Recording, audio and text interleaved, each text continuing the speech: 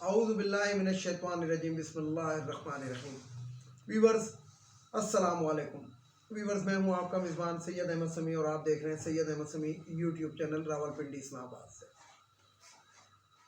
Viewers آج پیر کا دن تھا اور پیر کا دن کچھ اچھا نہیں رہا، کیونکہ آج سب سے پہلی بات تو یہ ہے کہ ظہر کی نماز کے ٹائم پہ پشاور میں خودکش دھماکہ ہوا ہے ایک مسجد کے اندر۔ پولیس لائن کی مسجد تھی اور ادھر زیادہ تر پولیس اہلکار ہی ہوتے ہیں کیونکہ پولیس لائن کی مسجد تھی، تو اس کے اندر 17 افراد جو ہیں وہ شہید ہو گئے ہیں اور 15 کی حالت جو لیڈی ریڈنگ اسپتال ہے، پشاور کا بہت بڑا اسپتال ہے، ان کے ذرائع کے مطابق 15 افراد جو ہیں ان کی حالت جو ہے وہ تشویشناک ہے، بلکہ زیادہ تشویشناک ہے، اور ملبے کے نیچے بھی کچھ لوگ دبے ہو سکتے ہیں۔ اس کی وجہ یہ ہے کہ جو مرکزی حال تھا مسجد کا وہ پوری طرح زمین بوس ہوا ہے۔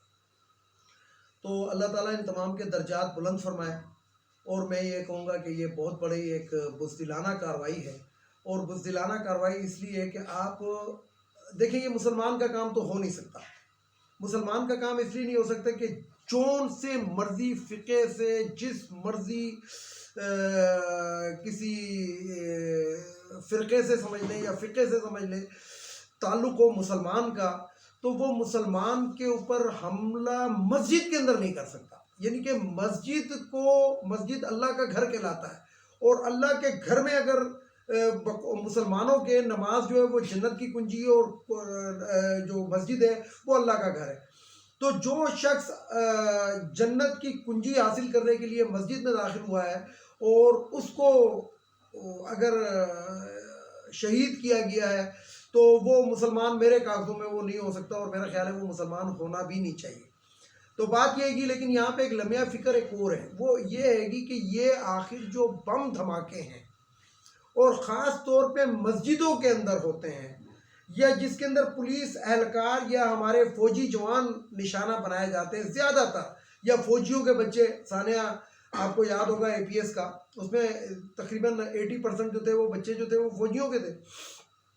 تو آخر یہ فوجیوں کو اور پولیس والوں کو نشانہ کیوں بنایا جاتا ہے اور کس وقت بنایا جاتا ہے؟ آپ یہ پچھلے پاکستان کی تقریباً یہ تاریخ اٹھا کر دیکھ لیں کہ نون لیگ کے اور پیپلز پارٹی کے دور کے اندر یہ ہوتا ہے، یہ سب کچھ ہوتا ہے۔ عمران خان بھی تقریباً 3 سال اور کچھ مہینے حکومت کر کے گئے، ان کے دور میں یہ دھماکے کیوں نہیں ہوئے اور کیا وجہ تھی؟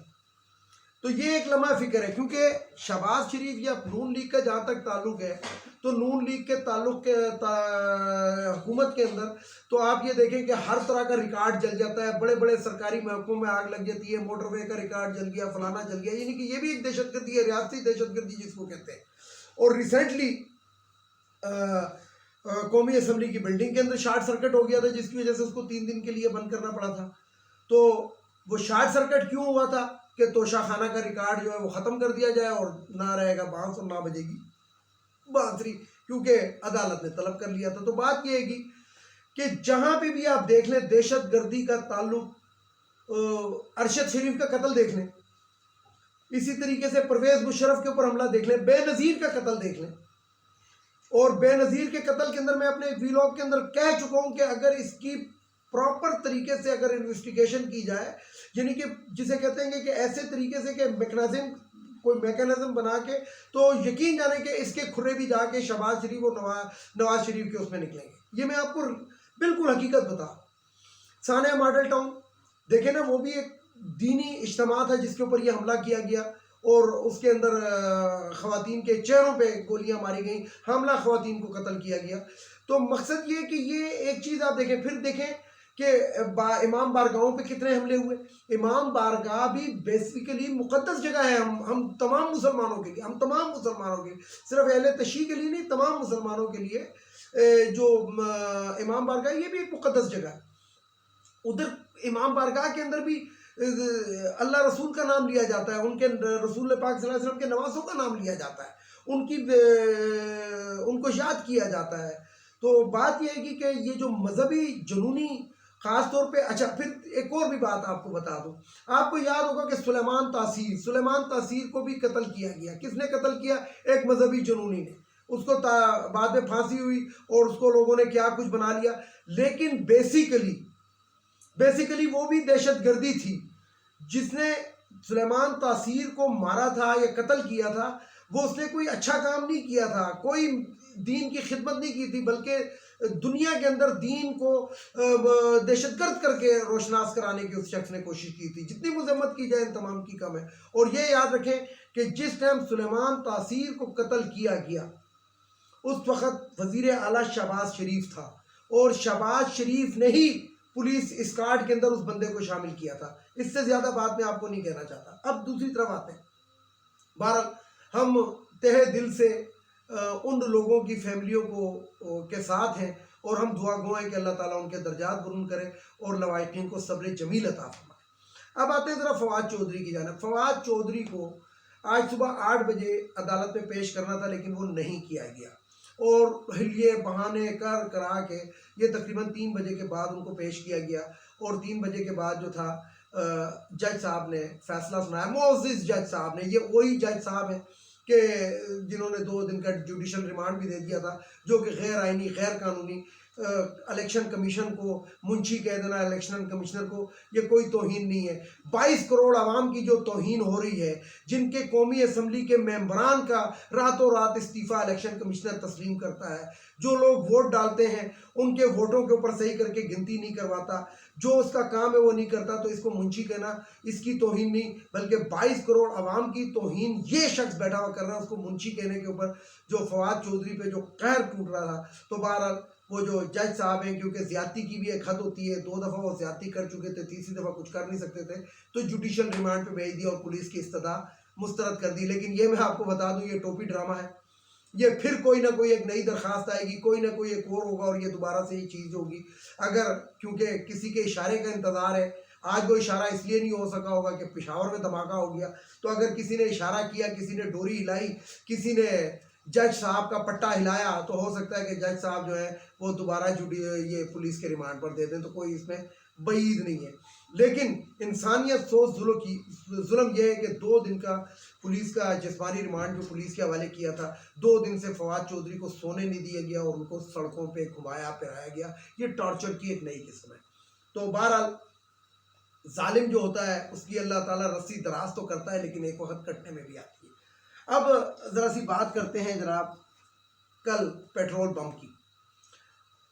تو ڈالر ڈکار اسحاق ڈار نے پیٹرول پمپ تو چلا دیا، کیونکہ وہ جو چھوٹی سی سرجری محترمہ کرا کر آئی ہیں، ان کے آخر وہ پیسے بھی تو پورے کر لیں۔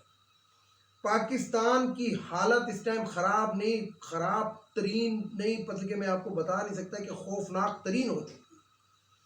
اچھا، لوگ مذاق میں مجھے کہتے ہیں ہاں جی کب ڈیفالٹر ہو گیا، کب ڈیفالٹر ہو گیا، تو ان کو یہ پتہ ہی نہیں ہے، جو لوگ یہ جانتے ہی نہیں ہے، جن کو الف بے کا ہی نہیں پتہ اکانومی کا، ان کو کیا پتہ کہ ڈیفالٹر کس کو کہتے ہیں۔ ڈیفالٹر اسی کو کہتے ہیں کہ راتوں رات 2 دن پہلے آپ کا پیٹرول کی قیمت بڑھا دی جاتی ہے، اور 2 دن کے بعد پھر بڑھے گی، تو آپ کو پتہ لگ جائے گا۔ وہ صحافی مرحوم ہو گئے، مر چکے، جو 150 روپے پیٹرول جن کو مہنگا لگتا تھا، لیکن 250 روپے کے اوپر وہ کہتے ہیں کہ یہ مقدس سرزمین سے نکالا جاتا ہے، اس لیے اس کی قیمت زیادہ بھی ہو تو کوئی پرواہ نہیں۔ بقول مولانا فضل الرحمان دین فروش مولوی کے کہ جو پی ٹی آئی کے دور میں پیٹرول تھا وہ پتلا تھا، اور جو اب 200-250 روپے میں مل رہا ہے وہ گاڑھا پیٹرول ہے۔ تو وہ تو ڈیزل صاحب کو پتہ ہوگا ڈیزل گاڑھا ہے یا پتلا ہے، پیٹرول گاڑھا ہے یا پتلا ہے، کیونکہ ہمارا تو پیٹرولیم سے تعلق نہیں، ان کا تو نام ہی ڈیزل ہے، تو لہٰذا ان کو بہترین پتہ ہوگا۔ شیخ رشید کی لال حویلی کو سیل کیا گیا۔ یہ جتنے بھی مکروہ کام ہو رہے ہیں، میرا صرف یہ سوال ہے، مجھے نہیں پتا کہ شیخ رشید کی حویلی ہے کہ نہیں، لیکن میں یہ کہتا ہوں کہ جب شیخ رشید ان کا وزیر ریلوے ہوا کرتا تھا، ان لوگوں کی حکومت میں ہوا کرتا تھا، ان لوگوں کے ساتھ حکومتی بینچوں پہ بیٹھتا تھا، اس وقت املاک بورڈ کے اندر انہی وزیروں نے، انہی مشیروں نے یہ کیس کیوں نہیں پٹ اپ کیا؟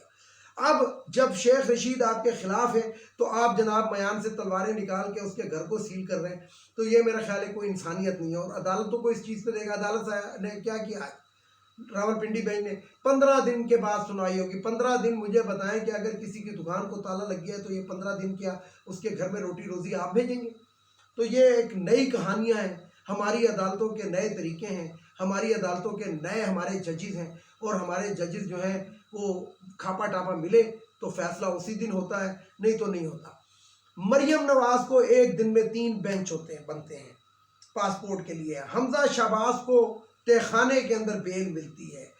آصف علی زرداری استثناء حاصل ہو جاتا ہے، شہباز شریف استثناء حاصل ہو جاتا ہے، نواز شریف بیمار ہے گا تو اس کو باہر بھیج دیا جاتا ہے، یہی عدالتیں بیچتی ہیں، اسی وقت بیچتی ہیں، گارنٹیاں مانگتی ہیں۔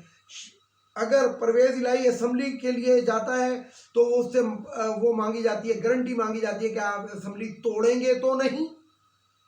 تو یہ وہی ججز ہیں، یہ وہی عدالتیں ہیں۔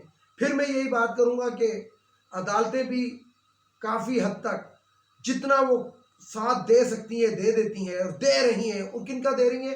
طاقتور لوگوں کا، اہل شریف کا، حکومت کا، پی ڈی ایم کا، اور نہ آنے والی مخلوق کا۔ لیکن ایک جگہ پہ ان کی آ کے بس ہوتی ہے، لیکن اس وقت تک دوسرے کا تران نکل چکا ہوتا ہے۔ اس کے ساتھ ہی اجازت چاہتا ہوں، اس سے زیادہ بول نہیں سکتا، بتا نہیں سکتا، کیونکہ دل خون کے آنسو ہو رہا ہے سانحہ پشاور۔ ویڈیو کو لائک کریں، شیئر کریں، سبسکرائب کریں، بیل آئیکن کے بٹن کو ضرور دبائیں تاکہ میری نیکسٹ ویڈیو آپ کو مل سکے۔ اجازت چاہتا ہوں تمام دیکھنے سننے والوں کو۔ اللہ حافظ۔ پاکستان زندہ باد۔